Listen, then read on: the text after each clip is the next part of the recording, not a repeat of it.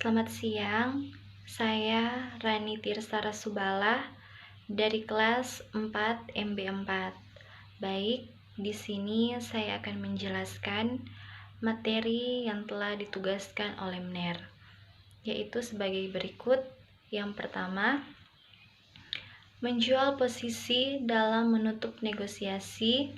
Yang kedua, memilih cara menutup negosiasi dengan pertimbangan.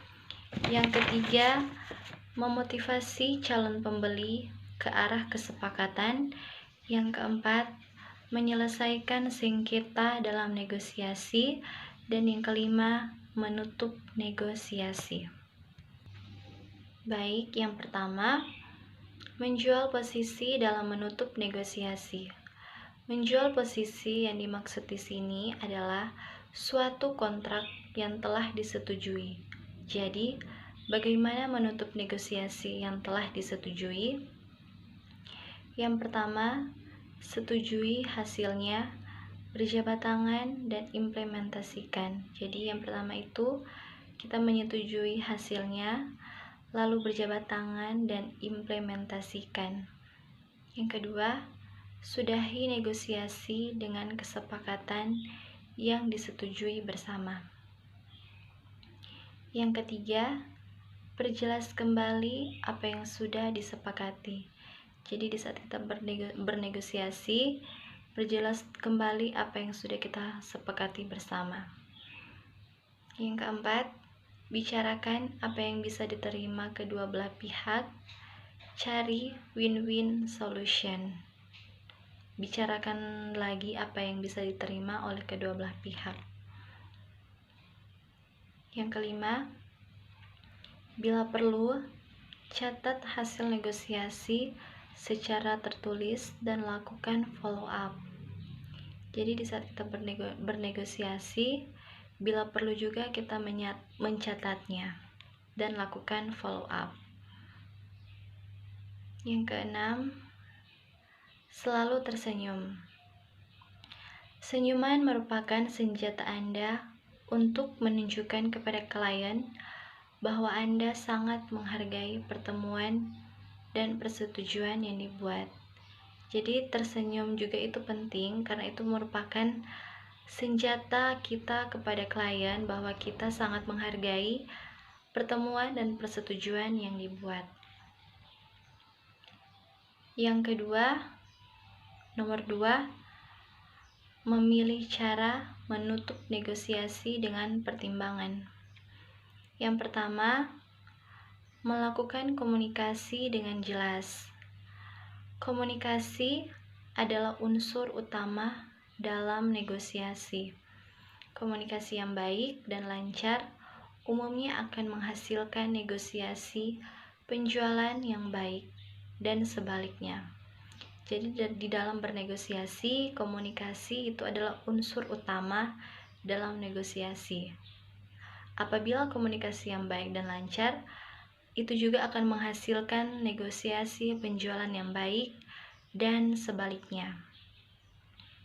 Yang kedua, lakukan kontak mata. Selain komunikasi yang baik dan jelas, Anda juga harus melakukan kontak mata yang baik kepada calon klien saat menutup proses negosiasi. Bahkan, Anda perlu serius dalam melakukan kontak mata untuk proses akhir dalam negosiasi. Dengan begitu, klien akan menilai keseriusan Anda dalam proses negosiasi tersebut. Jadi yang kedua ini, lakukan kontak mata. Selain juga komunikasi yang baik dan jelas, kita juga perlu melakukan kontak mata yang baik kepada calon klien kita. Bahkan kita perlu juga serius dalam melakukan kontak mata untuk proses akhir, karena dalam proses akhir itu juga klien akan menilai keseriusan kita dalam proses negosiasi tersebut. Yang ketiga, tetap percaya diri, optimis, dan positive thinking. Meski proses penutupan negosiasi ini masih 50-50 atau bisa ya, bisa tidak. Tak ada salahnya dalam tahap akhir ini Anda tetap menjaga kepercayaan diri. Umumnya, pebisnis yang berpikir positif akan memiliki peluang yang lebih besar. Jadi yang ketiga ini kita harus tetap percaya diri, optimis, dan positive thinking saat melakukan negosiasi dengan klien. Dan juga pebisnis yang berpikir positif akan memiliki peluang yang lebih besar. Yang keempat, berikan sedikit humor. Humor adalah obat sebuah ketegangan dan beban berat pikiran. Anda bisa membuat humor pada akhir sesi penutupan ini. Dengan humor, proses penutupan negosiasi Anda akan terasa rileks, terbuka, dan menyenangkan. Jadi saat kita bernegosiasi, kita memberikan sedikit humor itu juga adalah sebuah obat ketegangan dan beban berat pikiran. Dengan humor, pasti proses penutupan negosiasi yang kita lakukan akan terasa rileks, terbuka, dan menyenangkan. Yang terakhir, selalu tersenyum. Senyuman adalah senjata Anda untuk bisa menunjukkan kepada klien bahwa Anda sangat menghargai pertemuan dan negosiasi dengan calon klien.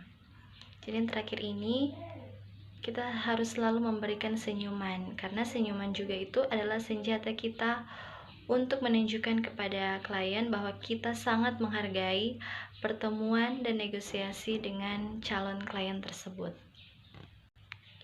Nomor 3, memotivasi calon pembeli ke arah kesepakatan. Persiapan yang diperlukan adalah melakukan pendekatan kepada calon pembeli dengan mengingat kegiatan umum. Yang pertama, suka dihargai.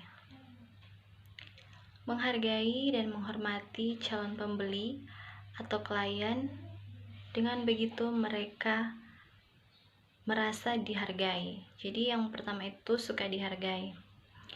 Menghargai atau menghormati itu juga penting kepada calon pembeli atau klien kita.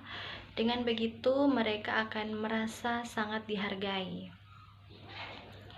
Yang kedua, senang dipuji. Pujian merupakan salah satu pendekatan yang dapat melancarkan jalannya negosiasi.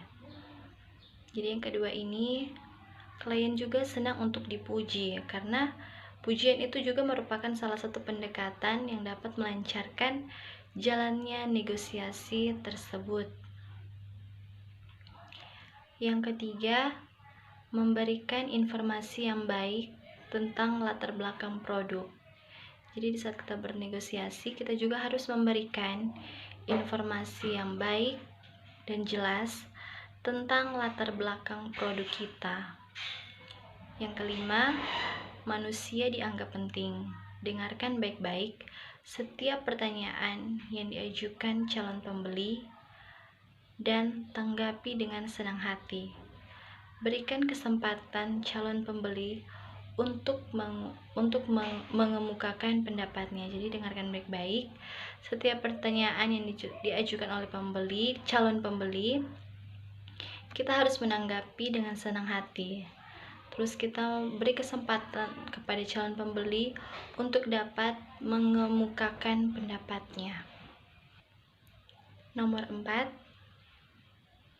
menyelesaikan sengketa dalam negosiasi. Ada 2 metode penyelesaian sengketa, yaitu litigasi dilakukan dengan pendekatan hukum, non-litigasi, penyelesaian di luar hukum. Penyelesaian bisnis non-litigasi yaitu 1. Negosiasi. Negosiasi ini bisa dilakukan dengan baik dengan melakukan pertemuan secara langsung atau menggunakan tenaga pihak ketiga. Jadi yang pertama itu negosiasi. Negosiasi ini bisa dilakukan secara langsung atau dengan face to face, atau juga menggunakan pihak ketiga. Yang kedua, arbitrage. Keputusan yang diambil dalam proses arbitrage juga bersifat mengikat. Berbeda dengan metode lainnya, metode ini bersifat anjuran. Jadi yang arbitrage ini keputusan yang diambil dalam proses akhir yang bersifat mengikat.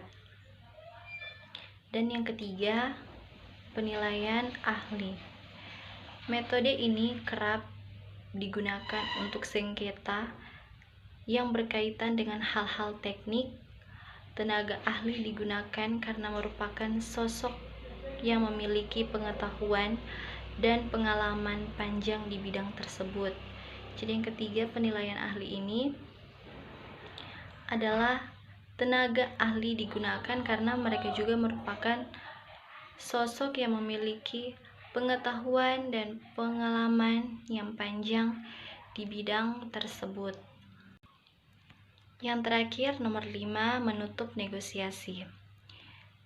Bacakan hasil kesepakatan sekali lagi sebelum negosiasi diakhiri.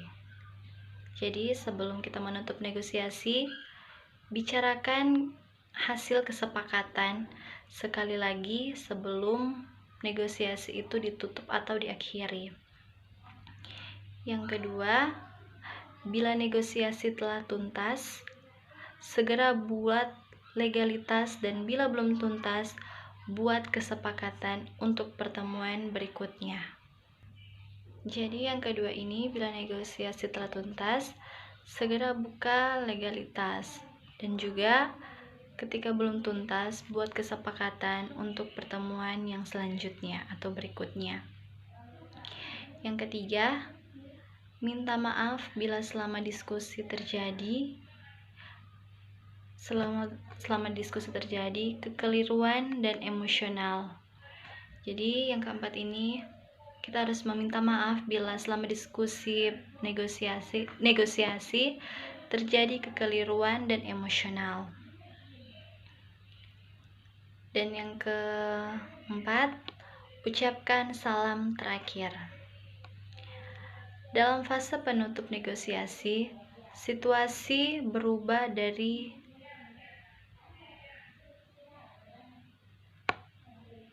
mereka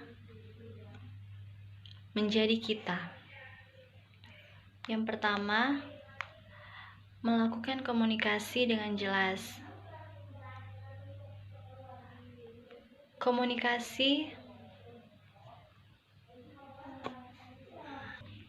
Baik, di sini saya akan melampirkan ringkasan tugas saya yang ditugaskan oleh UNER.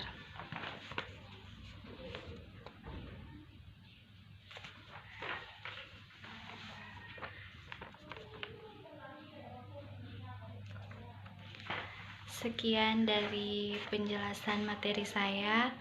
Terima kasih.